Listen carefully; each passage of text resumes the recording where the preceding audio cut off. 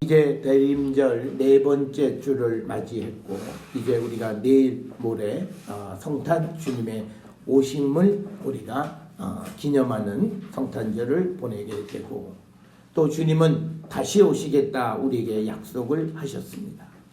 이처럼 주님이 우리에게 오신다라고 하는 것은 어떤 의미가 있는가라고 하는 것, 우리가 주님의 오심의 참된 의미는 두 가지로 설명할 수 있는데 그것은 우리에게 참된 자유 그리고 그 자유 안에서 평화를 누리게 하십니다. 그래서 우리는 주님의 오심을 기념할 때 우리 모든 성도들이 마음의 평화를 누리며 살아가는 자들이 되어야 할 줄 믿습니다. 우리가 주님의 오심이 평화라고 하는 것은 우리가 잘 아는 누가복음 2장 14절에 예수 그리스도가 이 땅에 오신 것이 하늘에는 영광이고 땅에는 평화다라고 하는 이 말 속에 잘 나타나 있습니다. 그렇다면 주님이 우리에게 주시는 그 평화, 평강, 그 말의 의미가 무엇인가 오늘 우리가 함께 생각해 볼 터이고 이사야 9장 6절에서도 보면 예수님 오시는 메시아를 평강의 왕이다 이렇게 말씀하셨고 또 오늘 우리가 함께 읽은 미가서 5장 5절에도 보면 그는 평강이다 이렇게 말씀을 하고 있습니다. 따라서 오늘 우리는 이제 주님의 오심을 우리가 앞두고 있는 자로서 우리 안에 진정 주님이 주시는 참된 평화를 누리는 그런 성도가 되어야 할 줄 믿습니다. 주님이 우리에게 주시는 그 평화는 무엇보다도 우리의 죄를 사해 주시는 겁니다. 그러니까 죄를 사해 주셔서 내가 평화를 누리는 것은요. 다시 내가 죄를 짓지 않을 때 그 평화가 유지됩니다. 이렇게 생각하시면 됩니다. 내가 무슨 일을 하다가 잘 안 돼서 이제 국가로부터 이제 그 빚의 탕감을 받으면 그때 그 전까지는 그 빚을 갚아야 되는 책임감 때문에 얼마나 힘들었어요. 그런데 이제 탕감이 되는 순간 나는 아주 자유롭고 두 다리를 쭉 뻗고 자요. 그런데 그날부터 야 잘됐다 그러고 또 지출을 늘려서 또 빚으로 가면 그 평화는 그에게 지속되지 않는다는 거예요. 그렇기 때문에 우리가 주님이 우리의 죄를 사하여 주시기 위해서 오셔서 죄를 사해 주심으로 우리에게 참 자유와 자유 안에서 우리가 평강을 누리게 된다면 다시는 죄 짓지 않는 거예요. 그래야 우리가 정말 그 평화를 주님이 주신 평화를 유지하며 살아갈 수 있다. 그리고 또 하나는 우리에게 이렇게 평강을 주신 것은 우리가 하나님과 화목한 자가 되게 하신 거예요. 그러면 우리는 하나님과 가까워져야 되는 거예요. 오늘날 대부분의 사람들은 썬데이 크리스천 이걸로 그냥 모든 걸 딱 퉁치려고 해요. 그걸로 되어지는 일은 아닙니다. 우리가 성경에 보면 날마다 하나님 앞에 나가는 것 날마다예요. 그렇기 때문에 우리는 교회를 오는 숫자는 뭐 일주일에 한 번 올 수는 있지만 그러나 가정에서나 내가 있는 것에서 하나님 앞에 예배하셔야 돼요. 난 기도해. 기도는요 지 멋대로 하는 거예요. 그래서 그거는요 그렇게 크레디빌리티가 없어요. 하나님에게 신뢰성이 없다고요. 왜냐면 자기 마음에서 자기가 원하는 얘기를 다 쏟아내요. 그거는 어떻게 보면 주문과 같은 것이고 어떻게 보면 치성과 같은 것이고 이건 무슨 하나님의 뜻이 뭔지도 모르고 그냥 내가 원하는 것만 부르지 그런 것이 아니라 하나님하고 내가 화목한 사람은 하나님의 음성을 잘 듣는 거예요. 그래서 하나님과 화목한 자가 돼요. 우리가 하나님을 듣는 시간은 예배하는 겁니다. 그래서 우리가 이 예배라고 하는 것을 통해서 주님과 화목하고 주님과 가까이 가는 관계를 유지할 때 우리는 참된 평화를 누릴 수 있다라고 하는 겁니다. 우리에게 주시는 평화의 참된 의미 가운데 미가서 5장 2절부터 5절까지에 보면 이제 하나님께서 이스라엘 백성들에게 평화를 주시겠다 이렇게 선포합니다. 그런데 오늘 주시는 미가서 5장 2절로부터 5절의 배경은 유다 왕국이 아시리아의 침략을 당하는 그런 풍전등화의 위험 속에 처해 있는 그때예요. 그때 하나님께서 예언자를 통해서 이제 내가 너희들에게 구원자 메시아를 보내서 너희들에게 평강을 줄 것이다 라고 하는 것은 전쟁의 위협으로부터 그들을 구원해 주는 겁니다. 그래서 오늘 주시는 이 미가서의 말씀은 우리가 단순히 어떤 국난 속에서 어떤 국가적인 어려움 속에서 우리를 구원해 주시는 것에 한정하는 것이 아니라 우리가 세상을 살아가는 모든 삶을 형통케 해 주신다라고 하는 거예요. 그러니까 우리가 왜 예수를 믿어야 하느냐? 그건 딱 하나예요. 예수께서 우리의 죄를 사해 주시고 우리를 거룩해 해 주셔서 우리가 모든 일에 형통한 자가 되게끔 우리를 복내려 주시기 위해서 주님은 우리에게 오셨고 우리는 예수를 믿어야 하는 겁니다. 그런데 하나님께서 이스라엘을 구원하실 때 어떤 사람을 들어서 구원하시냐면 2절에 보면 베들레헴 에브라다야 너는 유다 족속 중에 작은 곳입니다. 그러니까 우리가 이스라엘 하면 생각나는 곳은 딱 한 곳이에요. 예루살렘. 수도이고 가장 큰 도시이고 3000년 이상 화려한 문명이 발달된 그런 곳인데 그곳에서 이 예언자를 나게 하신 것이 아니라 그 예루살렘 변방에 있는 베들레헴에서 작은 곳 에브라다에서 이제 이스라엘을 구원할 자를 이 땅에 태어나게 하신다는 겁니다. 뿐만 아니라 태어나신 메시아가 자라실 곳이 우리가 잘 아는 나사렛이에요. 그 나사렛이라는 동네는 사람들이 야 그곳 거기서 어떻게 선한 게나 라고 할 정도로 아주 무시받던 그곳 나사렛에서 예수님은 자라시고 그다음에 인류를 구원하는 구원자로서 역할을 감당하게 하시는 겁니다. 따라서 하나님은요 능력 있는 사람을 들어 쓰지 않으세요. 그러니까 뭐냐면 우리가 왜 하나님 앞에 겸손해야 되냐면 그래도 나 아직 안 죽었어. 더 망합니다. 내가 하나님 앞에 죽었음을 고백할 때 하나님은 나를 살려주세요. 난 그래도 아직 살았어. 난 아직 할 수 있어. 라고 생각할 때 하나님은 그를 더 밟으세요. 참 웃기는 얘기예요. 하나님이 자기 백성을 밟는다고요. 왜? 그 교만이 다 나갈 때까지 밟으시는 거예요. 그런데 하나님이 그러시는 이유는 하나님이 사람을 쓸 때 쓰시는 방법이 뭐냐면요. 작은 자, 볼품없는 자, 쓸모없는 것, 대수롭지 않은 것, 사람이 쳐다보지도 않는 그것들을 들어서 하나님은 쓰세요. 그게 오늘 우리가 읽은 미가서 5장 2절에 이 베들레헴 에브라다야 너는 유다 족속 중에 작을지라도 이스라엘을 다스릴 자가 너에게서 내게로 나올 것이다. 이게 우리에게 희망이에요.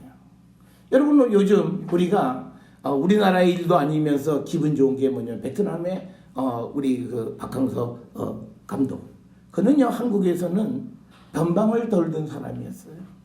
그런데 우리 국민들이 그 사람에 대해서 환호하는 이유는 그 사람을 통해서 우리도 희망을 보는 거예요. 내가 변방에 있고 난 보잘것없지만 내게도 희망이 있다는 거예요.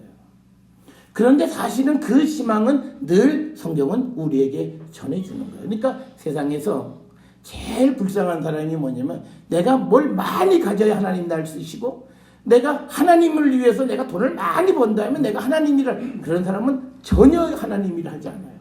제가 늘 말씀드리면 그렇게 저한테 약속했던 사람들이 교회당 전 한 7개는 가졌어야 돼요. 그 정말 유리가 확 열리는 뭐 대단한 교회도 뭐 줘주겠다 그러는데 그 사람들은 지금 이 자리에 있지도 않아요. 하나님은 그런 사람 들어 쓰지 않으세요. 하나님은 신실하고 작고 볼품없지만 하나님 앞에 순종하는 사람들을 들어서 위대하게 하시는 분이 하나님이시다라고 하는 겁니다. 그런데 왜 하나님이 그런 사람 들어 쓰냐면요. 그래야 하나님이 더 드러나요. 능력 있는 것들 쓰면요. 아니 뭐 나도 좀 힘이 있었지. 뭐 이런 거예요. 나도 열심히 했지. 뭐 이런 거예요. 그러니까 하나님이 꼴 보기 싫어요. 필요 없어. 하나님은 전적으로 하나님께 영광이 나타나는 사람을 들어 쓰세요. 그걸 꼭 기억하세요. 그래서 우리가 하나님 앞에 겸손해야 되는 거예요. 그래서 우리는 내가 가지고 있는 어떤 능력도 하나님 앞에 자랑할 것이 없는 자가 될 때 하나님은 우리를 회복하시고 우리를 들어서 쓰시는 그런 분이 되시는 거죠.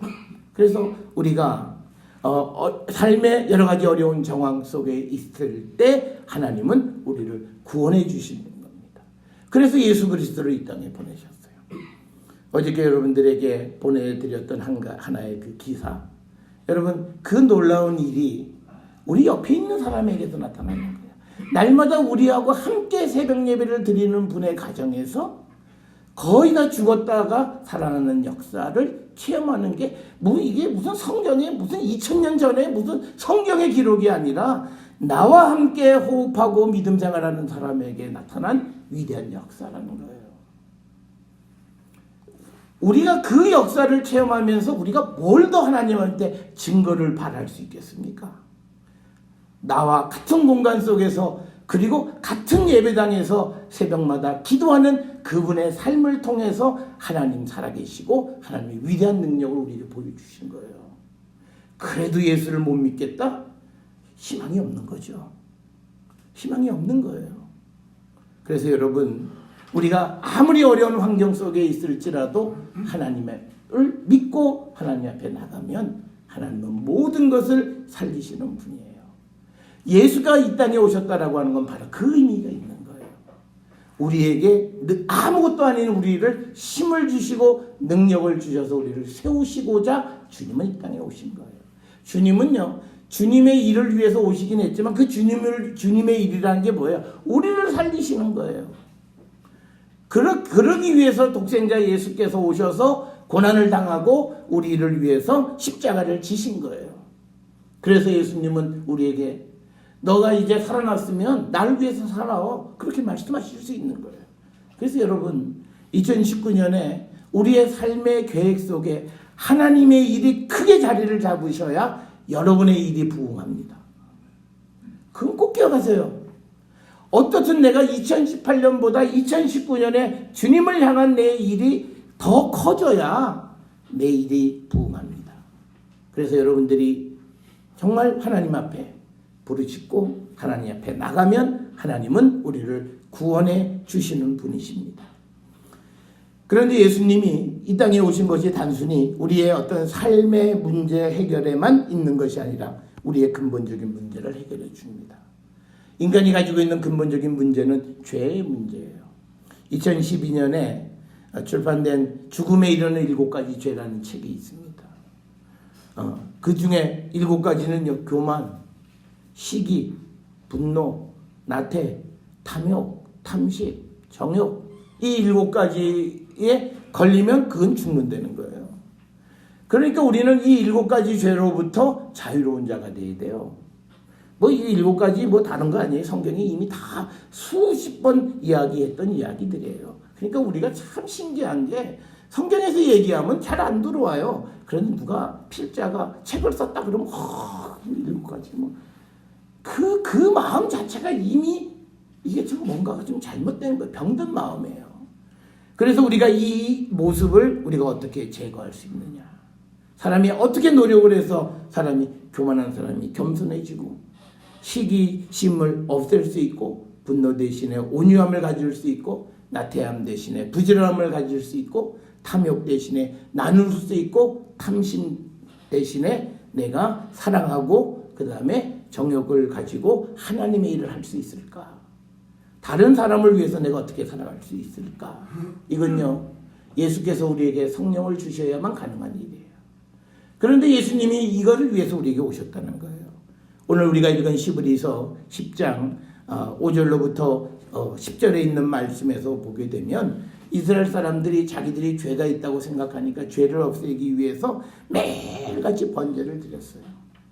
그런데 이 번제를 드렸는데도 죄가 사라지질 않아요. 그래서 특단의 조치로 10절에 보니까 예수 그리스도의 몸을 단번에 우리를 위해서 드리심으로 우리가 거룩함을 얻었다. 우리의 죄가 용서받았다는 거예요. 그래서 우리가 주님을 영접할 때 우리가 앞에서 말씀드렸던 7가지 모든 죽음에 이르는 죄 문제를 해결할 수 있다는 거예요. 그러니까 우리가 예수 믿으면서 난 아직도 욕심이 많은 사람이에요. 이거 자랑거리 아니에요. 나는 죽을 사람이에요. 라는 얘기하고 똑같아요. 나는 아주 욕심도 많고 나는 성격이 그래서 잘 분노도 내고요. 그거 다 죽겠다는 소리예요. 예수를 믿으면 이게 고쳐져야 돼요. 우리가 노력하면 안 돼요. 성령이 우리를 도우시면 이 모든 것이 고쳐진다고요. 그러니까 우리가 성령 체험을 했느냐 안 했느냐, 예수를 영접했느냐 안 했느냐는 우리가 살아가는 삶의 모습, 즉 열매를 통해서 알 수 있다는 거예요. 백마디 말로 무슨 소리를 해도 소용이 없어요. 내 열매가 없으면 안 계시는 거예요. 성령이 안 계시는 거라고요. 내가 과거에 성령을 체험한 것 같아.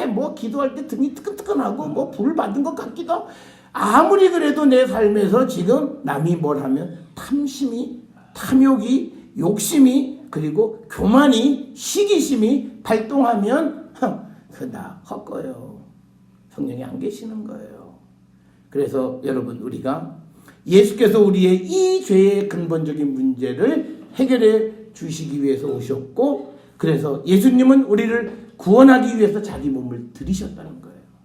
오늘 우리가 성탄을 맞이하고 다시 오시는 주님을 우리가 맞이할 준비를 하는데, 특히 처음 이 땅에 오실 때는 죽으러 오신 거예요.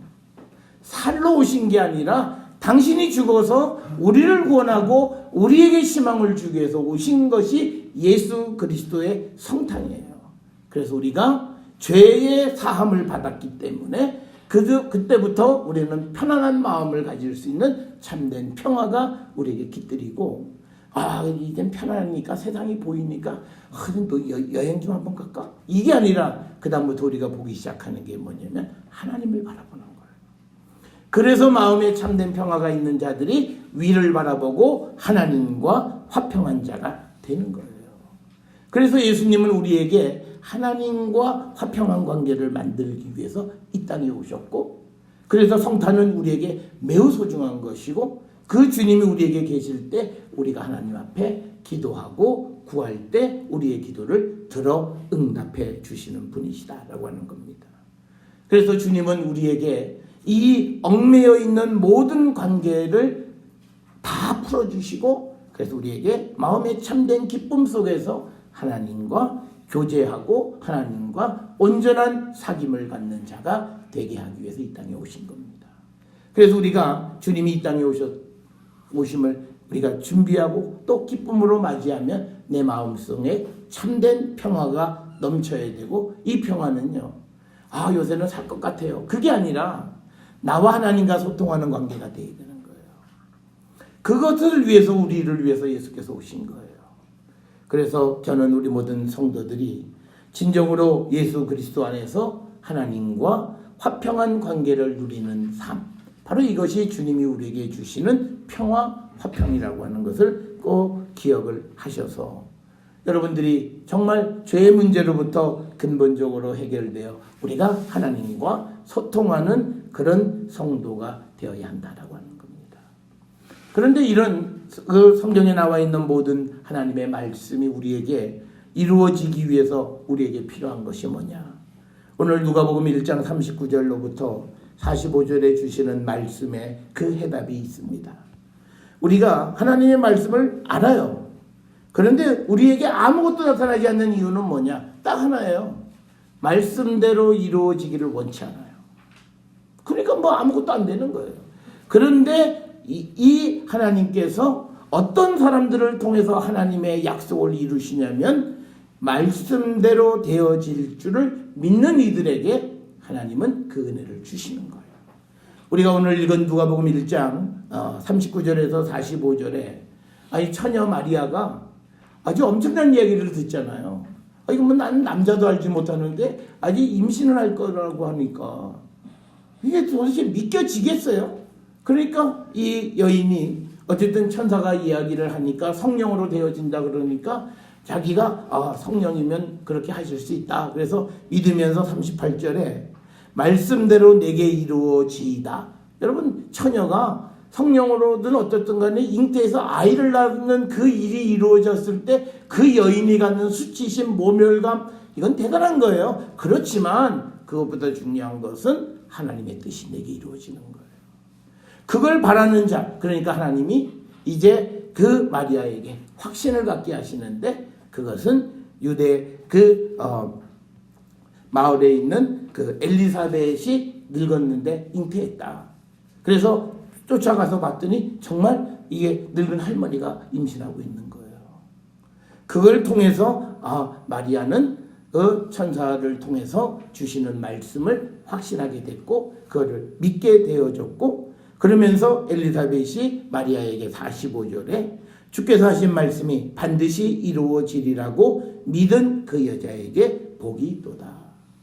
우리가 세상을 살아가면서 우리를 위해서 오시는 예수 그리스도, 우리의 구원을 완성하기 위해서 다시 오시는 예수 그리스도에 관한 그 모든 약속이 말씀대로 이루어짐을 믿는 거예요. 그래야 우리에게 참된 평화가 있어요. 우리가 성경의 말씀이 뭐라 그래도 마음속으로 그게 어떻게 돼? 그래도 내가 노력도 하고 내가 뭐 할 만큼은 해야지. 여러분, 우리가 노력 아무리 해도요, 하나님이 막으시면 아무것도 안 돼요. 이 세상에서 자기의 인생에 재앙이 일어나기를 원하는 사람은 아무도 없어요. 그렇지만 재앙은 일어나요. 자기들이 예견하지 못했을 때 재앙은 나타난다고요. 그런데 하나님은 우리에게 원하시는 게 딱 하나 있어요. 하나님의 말씀대로 모든 것이 되어진다. 그래서 우리는 뭐예요? 하나님에게 순종할 수밖에 없어요. 그래서 우리의 삶이 하나님의 말씀대로 살아가는 거예요. 말씀은 말씀이고 나는 나대로 산다. 그렇게 살아가는 인생이 아니라 하나님의 계획이 내게 그것이 때로는 아프고 때로는 힘들고 때로는 내게 고통의 순간일지라도 그대로 이루어짐을 믿고 우리가 나갈 때 하나님은 그 사람에게 그 수치심만 주는 것이 아니라 또 영광도 주세요.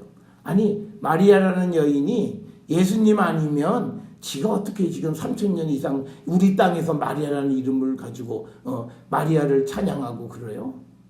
예수님 때문에 이 믿음을 가졌을 때 하나님은 그들을 높여주시는 겁니다.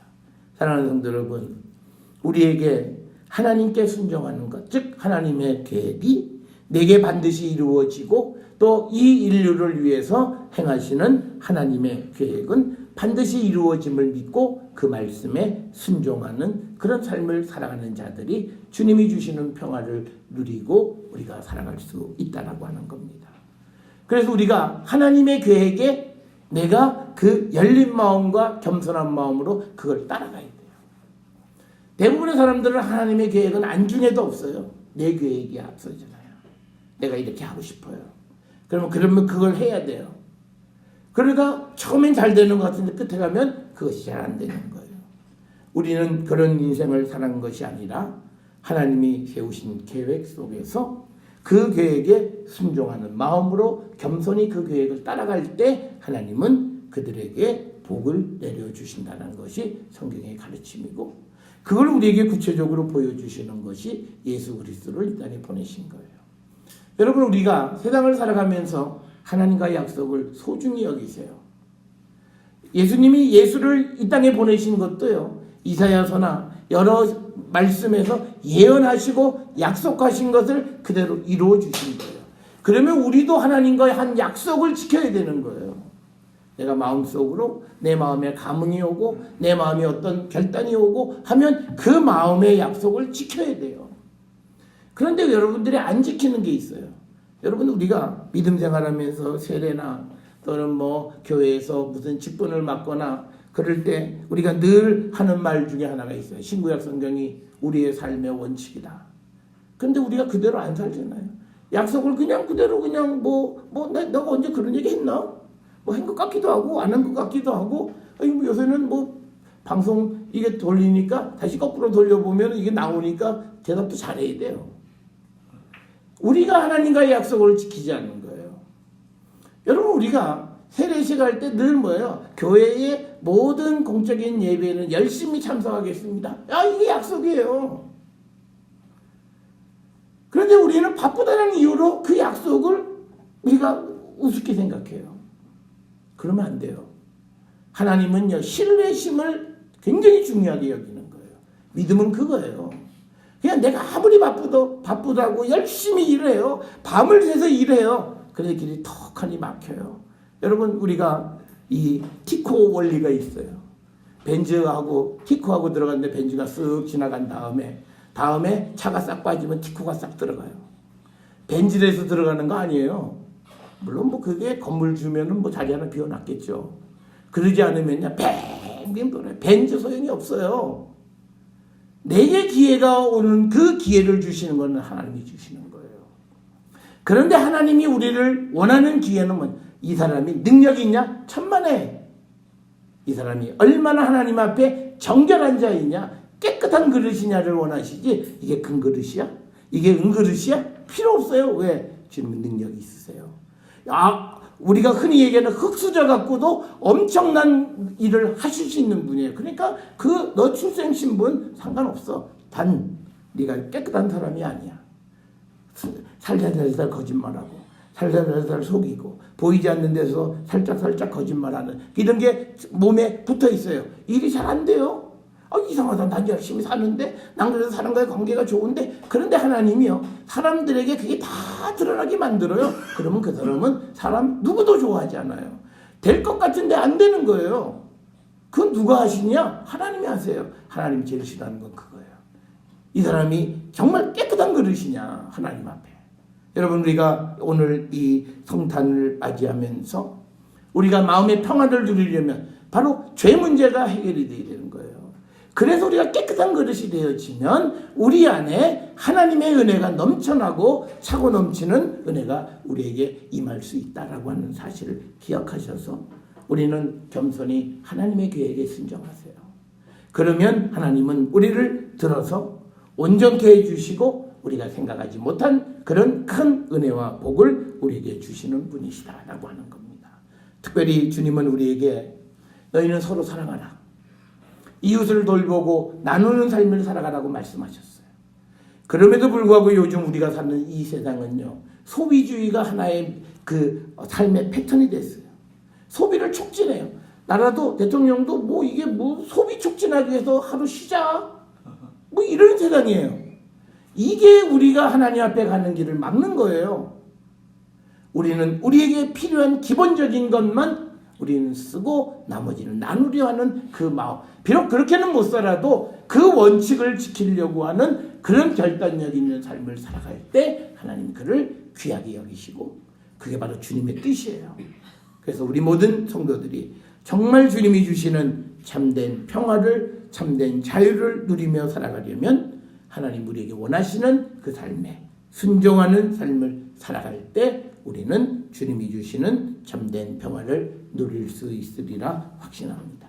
사랑하는 성도 여러분, 주님에게 순종하심으로 주님이 예수 그리스도를 통해서 우리에게 주시는 참된 평화와 자유를 누리며 살아가는 우리 모든 성도들이 될 수 있기를 주의 이름으로 축원합니다.